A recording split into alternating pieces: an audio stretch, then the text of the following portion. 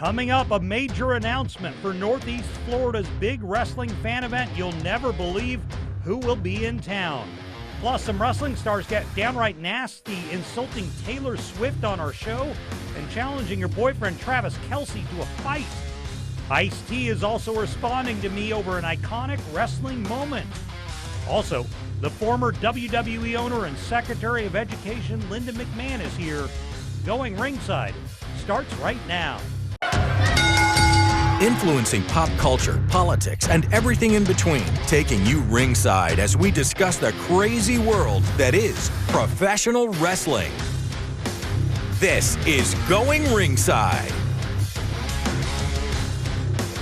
Good evening. We start tonight with breaking news. We are breaking here exclusively on Going Ringside.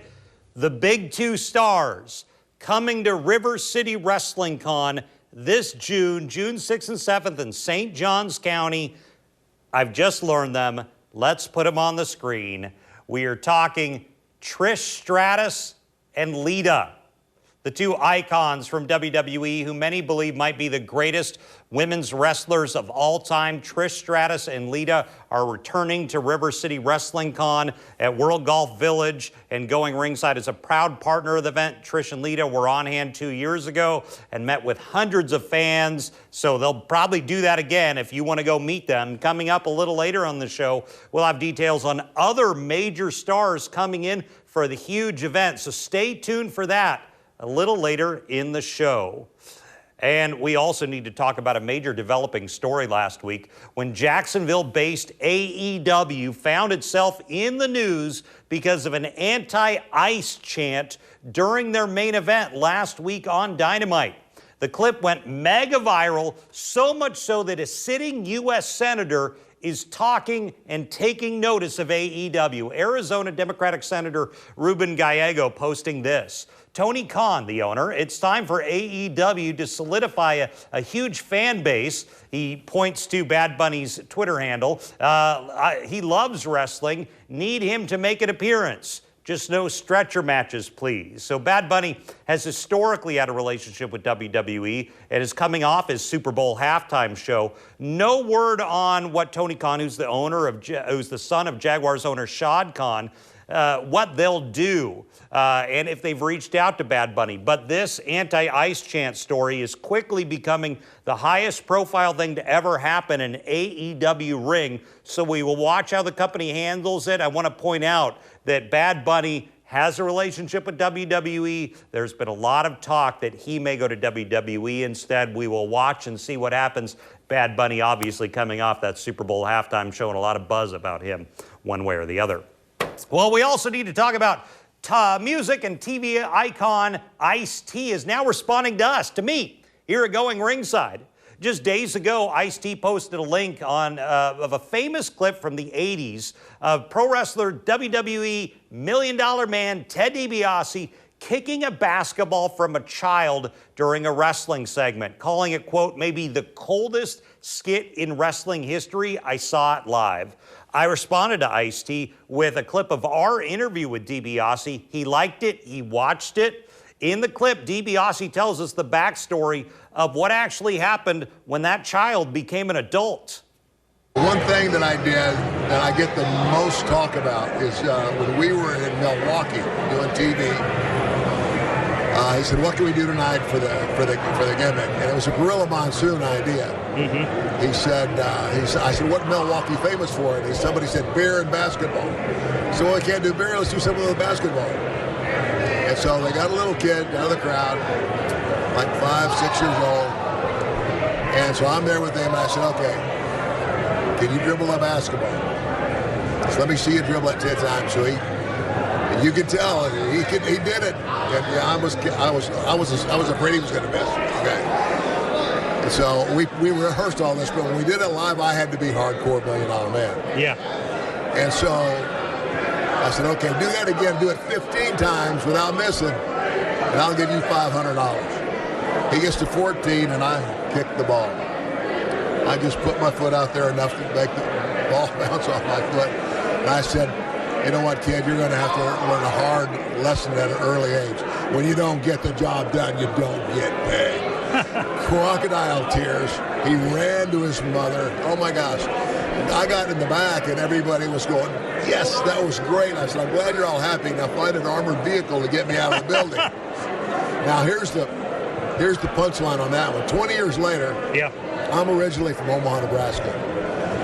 And I go back to Omaha, and I also have a ministry. I think it was a ministry that I was speaking at a church somewhere. But I'm renting a car. As this guy comes up, taps me on the shoulder, and I turn around, and I'm looking at his chest. I'm like, oh my gosh.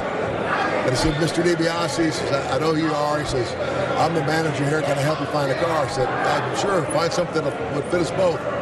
He said, be glad to. He said, by the way, he says, you remember that thing you did with the kid in the basketball? And it was the expression on his face, and I just went, no. And he goes, it's nice to see you again. It was him.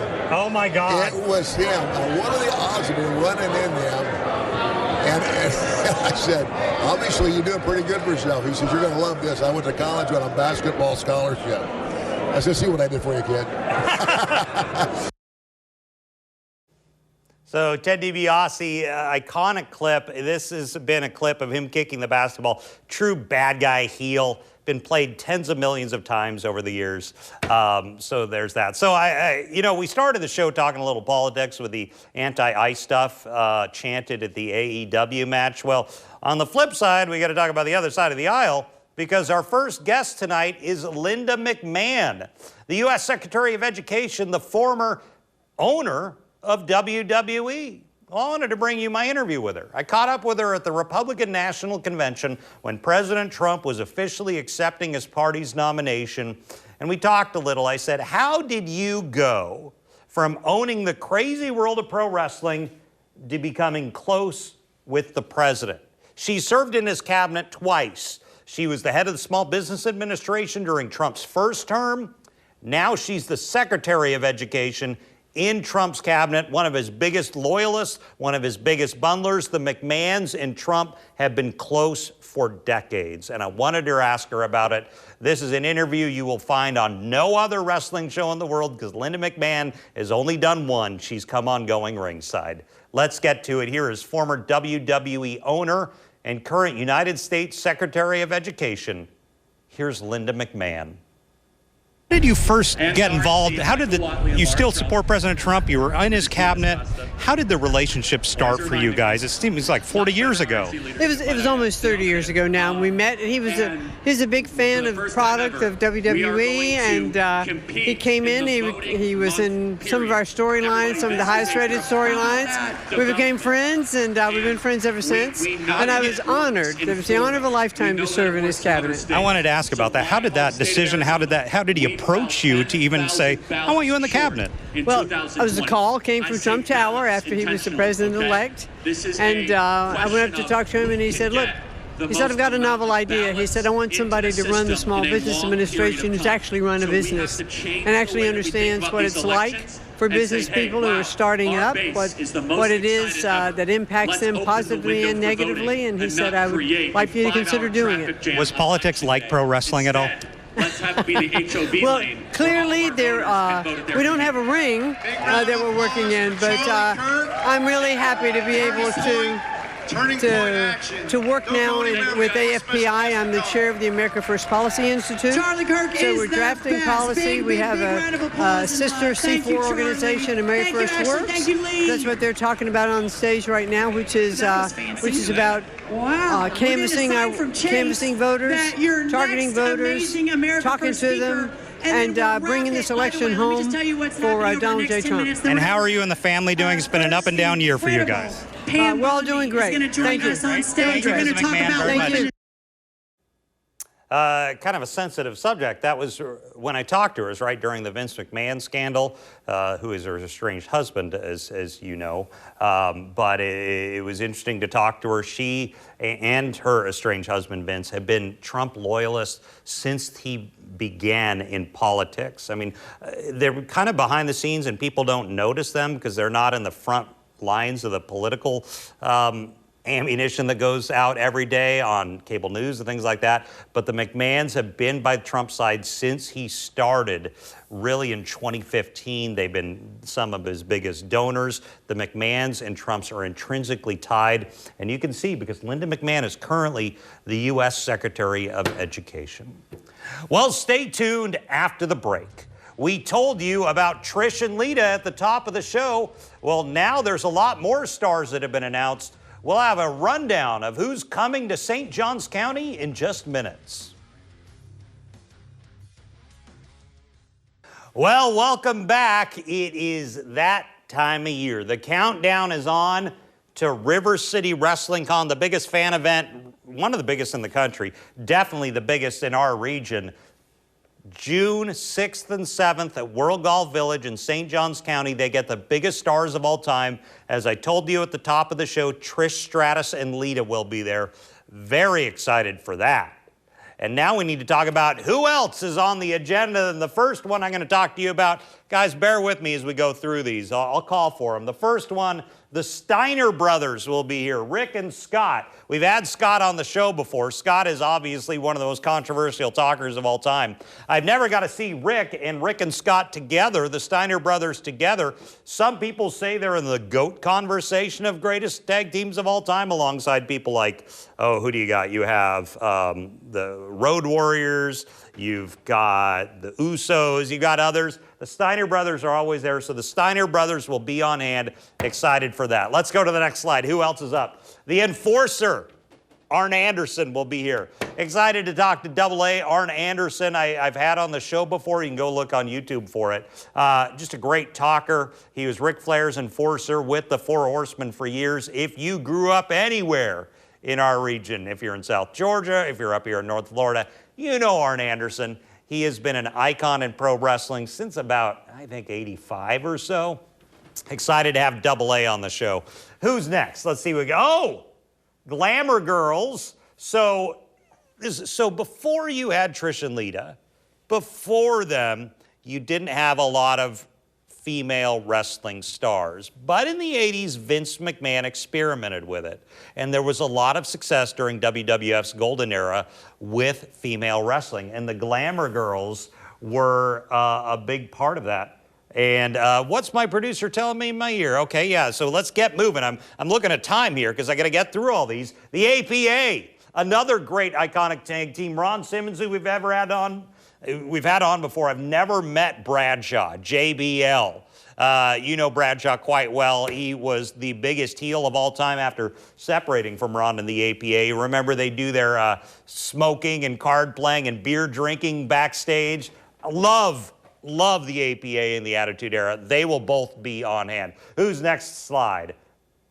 Lex Luger. Lex Luger will be here. Lex Luger is an incredible success story of overcoming adversity. He was top of the world back at this era. This looks like from his WWF era. Lex Luger, one of the greatest in the world, and then he is paralyzed. I think he was a quadriplegic, and he is working his way back to be more mobile again through the help of Diamond Dallas Page. Very excited to see Lex Luger at this event. Lex Luger is a household name in longtime wrestling circles, and he will be at the event. Let's see who's next. The Great Khali, the Giant. I'm a little nervous to do this interview. The Great Khali coming in, I think he's regularly in India or South Central Asia, and the Great Khali, the man who fought the Big Show all that time, will be on hand for River City Wrestling Con. A little nervous to talk to the Great Khali, but looking forward to seeing the Giant among giants. Let's see who's next. Scott Norton, Scott Flash Norton. I love Scott Norton. He was a guy from WCW. If you're a longtime WCW fan like I was in the 90s, Scott Norton, he was in NWO. He was just this powerhouse. He's a guy you don't want to mess with. Scott Norton. I'm very excited to see Scott Norton. Let's see who's next. Santino, maybe the greatest comedic wrestler in history. No one is as good as Santino Marella. He was such just an entertaining guy right off the bat. I'm excited to meet. I've never met Santino. I've wanted to interview Santino. I don't know what this one will be like, if he'll do his snake thing or his fake trombone. I'm excited to see Santino Marella. Also on hand will be Killer Kross, another major star, Very excited to have him coming. So as you can see, it's an incredible lineup they're going to have at River City Wrestling Con. We're a proud media partner. I'll be there hosting all the panels. You can meet and greet all the stars. Tickets still available. You want to get them now because they do sell out.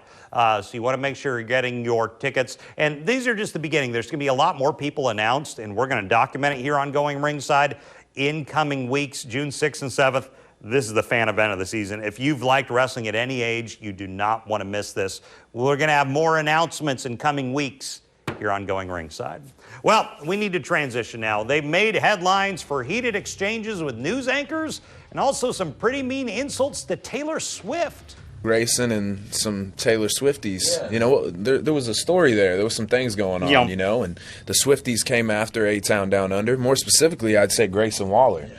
But if my boy needs my back to go against those guys, let's beat those goofs up. Now Grayson Waller and Austin Theory are here. You'll need to see what they have to say about Swift's fiance, Travis Kelce, ahead.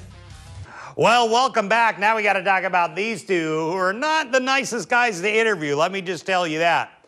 Austin Theory and Grayson Waller, they have since separated, but I talked to them back when they were world champs as A-Town Down Under, because there's a lot these guys have been involved with. First, I don't know if you see these viral videos, but I'm online and I'm a news anchor in my other job, so I pay attention. They got in kind of some scuffles with news anchors down in Australia who tried to call out pro wrestling, say it's not real, it's fake, disrespect the industry. They didn't take it to it lightly, and they got in the news anchors' faces. But they've had some face-offs with The Rock, with John Cena, and specifically Grayson there on the left, kind of got into a bit of hot water when he got on social media and called Taylor Swift a 6. You know, like on a ranking of 1 to 10, she was only a 6, and then calls out her fiance at the time, or fiance now, her boyfriend at the time, Travis Kelce, challenges him to a fight. All the Swifties get online, go off on Grayson. It wasn't pretty. So I wanted to show you this, not the most pleasant interview to conduct when I sat down with, at the time, world champs A-Town Down Under. Here's Grayson Waller and Austin Theory. We are excited to be joined today by the men of the hour, the men of the year themselves, A-Town Down Under. Gentlemen, thank you for joining us. Austin Theory, Grayson Waller, so glad you could be with us on the show today. Where else would we rather be, right? This is what we do, you know. This is part of the champion schedule, but we do what we got to do. From everything I read, WWE live events have just been lit, just packed everywhere you go. Is that right? Sold out. Did you learn that everywhere. from your kids or say? You said lit. I did learn that from my kids. Yeah, I could tell. Yeah. I could tell. He's going to pick on you. Yeah, That's so fine. Sorry, you take this I one. can live with You it. got to be prepared for that. Okay. But no, man, we've been selling out everywhere we go. A lot of international shows, a lot of media. We're all over everything, and, you know, you have to be when you're the undefeated tag team champions. So talk to me about that. Undefeated, you climbed the ladder, as someone said once, rung by damn rung, to get those championships at WrestleMania. Who said that? I think The Rock might have said it at one. Don't talk about The Rock. Yeah, no. Hang on. Did I hit a sore subject here? Well, you didn't hit anything sore for me. I mean, I'm the reason why Dwayne is where he's at now. Yeah, it was really nice that you helped him out, man. He was struggling. He was struggling. He was struggling. He was struggling, and then when I was in Denver, you know Pat McAfee? I do know that Pat guy? McAfee, yeah. Yeah, I put him in his place, and then guess who tried to save him? The Rock. The Rock tried to And save I put him. The Rock in his place, and he got his feelings hurt, and he wanted to get a little physical, and he hasn't said anything after that. I think he got the vibe back, though. That was the night. He was Yeah. like, you know what? That Theory guy's so good. I need to come back. So you think Austin Theory is the reason The Rock came I back? don't think anything. I know Yeah. that I'm the reason why The Rock came back. Yeah. Yeah. It's not a touchy subject for me. Maybe for Dwayne. Maybe for you, because you're a big Dwayne fan. I mean, I see that you shaved your head to be like The Rock, but I don't know if I don't think that was his choice, lad. you don't think so? You don't think so? dude. All right. Okay, I see where this is going. I was a little nervous to do this because I've been watching the YouTube clips of Australia. Both of you, I think. With happened there? For you, it was a morning show in Australia, and Okay. for you, I want to say it was you and some journalist of some sort. Tell me about this. You guys are doing a lot of press, but you're not opposed to getting in the press's face? Well, it's not that. You know, there are a lot of disrespectful things that are asked or said or spoken about, and we just hope that you don't cross that line today. That's all. I'll try But I my think best. there's a situation with the media sometimes where, we have a lot of really fun interviews. We have people who know what they're talking about. And when that happens, when people know wrestling, it's kind of fun to be on these shows. But then sometimes you go on certain shows, especially like some morning shows where they're doing 4 hours a day, these random interviews. They don't know who you are, really, and they're just asking questions off a teleprompter. And unfortunately, in that situation, I thought they were quite disrespectful, and I don't mind calling people on that. And it is what it is sometimes. And it's okay that you have a long, 4-hour busy day with all these random people that you don't know. But when you don't know the greatest undefeated tag team champions of all time, A-Town Down Under, I don't even know if you live on Earth. You know what I mean? We had Grayson on with us a few weeks back, and I got to ask you about something he said involving a possible tag team match down the road. Oh, wow. That he maybe said you'd be not opposed to, involving the Kelsey brothers. Ooh. Is that are you open to that possibility if Trav Well, and his brother want to come in? Well, I feel like this kind of, lays back down the road with Grayson and some Taylor Swifties. Yeah. There was a story there. There was some things going on, and the Swifties came after A-Town Down Under. More specifically, I'd say Grayson Waller. Yeah. But if my boy needs my back to go against those guys, let's beat But I those think goofs up. this is what WWE is doing right now. It's not just the biggest stars in the WWE, it's the biggest stars in entertainment. And right now, the Kelsey brothers, huge podcast. Trav obviously just won the Super Bowl. Jason is a big star too. Like, I think it's inevitable for this to happen. And we saw Jason at WrestleMania. I got to chat to him personally. What we discussed will stay between us. That's right. You're not getting any scoops on this show. You got to that's pay me way more for those kind of scoops. But I think that would be a lot of fun. They're super athletes. We're super athletes. They're great on the football field, but in a ring, it's a different situation. I don't think they'd like to stand across from us. You mentioned this Dwayne guy. There's been others like Cena over the years who have really transcended into mainstream movies, whatever. Yeah. Either of you interested in that down the road? Well, I did help John Cena out a lot with his Hollywood career. Well, actually, it might have went down a little bit, because he showed up on the Grammys naked. He became a mermaid in Barbie, after he lost at WrestleMania to Austin Theory. So, but as for us, going on to Hollywood and stuff, why wouldn't Hollywood want us? Look at us, Austin Theory, Grayson Waller, A-Town Down Under, thank you for joining us on the show today. Thanks, brother. Thank you. These guys definitely know how to make headlines, and we got a little more on the show. You want to stick with us? We'll be right back. Before we go, I need you to go to our YouTube channel. Please go to youtube.com/@GoingRingside. Click that subscribe button. Thanks for joining us. NXT is next. See you back here next week.